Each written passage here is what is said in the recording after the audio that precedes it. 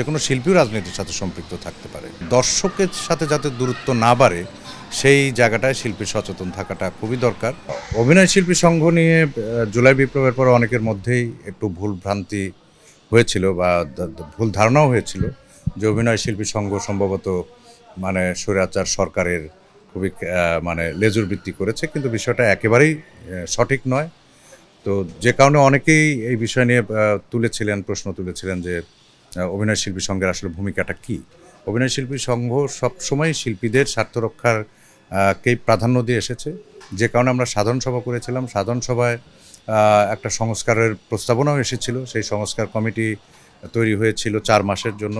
এই 18 তারিখে তাদের মেয়াদ শেষ হবে, যে কারণে আমরা 31শে জুলাই বা একদিন 2 দিন আগে পরে হতে পারে, আমরা অলরেডি সাধারণ সভার ডিক্লারেশন আমরা দিয়েছি। সাধারণ সভা হবে, তারপর একটা নির্বাচন কমিশন গঠন হবে, তার পরবর্তীতে আবার নির্বাচন হবে। সেই নির্বাচিত কমিটির কাছে এই নির্বাচিত কমিটি তাদের দায়িত্ব হস্তান্তর করবে। আমার এখন পর্যন্ত নির্বাচন করার মতো আগ্রহ তৈরি হয় নাই। আমার কাছে যেটা মনে হয় যে অনেকদিন তো হলো, অনেকদিন করলাম, এখন নতুন নেতৃত্ব যদি আসে তাহলে এটা আরও নতুন গতিতে এগিয়ে যাবে। এখনই সব কিছু বলাটাও হবে না।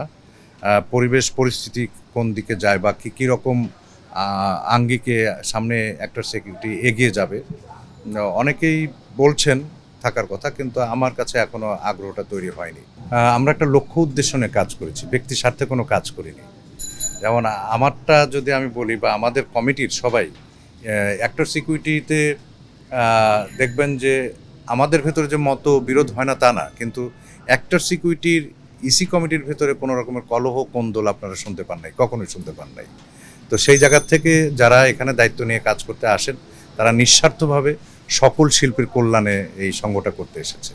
কারণ আমারটায় আমি কিন্তু নিজের জন্য কোনো জায়গার আবেদন করিনি, সরকারের কাছ থেকে ব্যক্তিগতভাবে কোনো রকমের সুবিধা নেইনি, কিন্তু অভিনয় শিল্পী সংঘের জন্য আবেদন করেছি। এবং অভিনয় শিল্পী সংঘের জন্য কিন্তু ডিসি অফিস থেকে একটা জমিও আমরা বরাদ্দ নিয়েছি। অভিনয় শিল্পী সংঘকে কল্যাণ ট্রাস্টে অন্তর্ভুক্ত করা হয়েছে, অভিনয় শিল্পী সংঘ রেজিস্টার্ড করা হয়েছে। তো সুতরাং সব কিছু মিলিয়ে যতটুকুই আমরা করেছি অভিনয় শিল্পী সংঘের জন্য, মানে হচ্ছে সকল শিল্পীর জন্য। সুতরাং আমি কমিটিতে আছি বা নাই এতে কিছুই যায় আসে না। আর কমিটিতে থাকাতেও যেমন আমরা বলেছি যে আমাদের অফিসে আজ পর্যন্ত কোনো প্রেসিডেন্ট সেক্রেটারির চেয়ার আমরা রাখিনি। যে যেখানে খুশি যে কাজ করছে সে চেয়ারে বসে কাজ করছে, যার কাজ নেই সে সোফায় বসে আছে। সুতরাং ওই কালচারটা যে কোনো সংগঠনের কালচারের সাথে অভিনয় শিল্পী সংঘের কালচার মিলবে না। সুতরাং কমিটিতে থাকার নিয়ে আমাদের কিছুই যায় আসে না। কমিটিতে না থাকলে অভিনয় শিল্পী সংঘের জন্য যখন যতটুকু প্রয়োজন তখন ততটুকুই করে যাব।